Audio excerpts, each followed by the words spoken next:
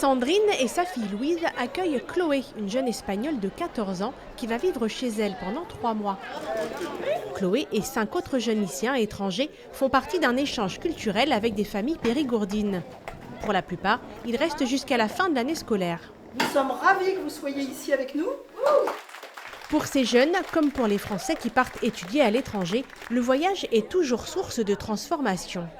Beaucoup plus mûrs, beaucoup plus autonomes. Ils relativisent vraiment les petites difficultés du quotidien. Et ensuite, on ne les tient plus d'ailleurs pour partir. Ils sont prêts à partir n'importe où avec le minimum, sans problème. Allez, bienvenue. Chloé découvre son nouvel environnement. C'est Louise qui a tenu à préparer elle-même la chambre de sa nouvelle copine. Entre ces deux-là, le courant passe déjà. Elles sont comment les maisons? Tu vas prendre plein de choses sur l'Espagne. Du coup, Chloé elle va apprendre plein de choses sur la France. C'est pareil. Moi, je vais lui apprendre le français pour que quand elle revienne, elle sache parler français. Et peut-être quand elle va partir, je serai parler espagnol. Les premiers échanges.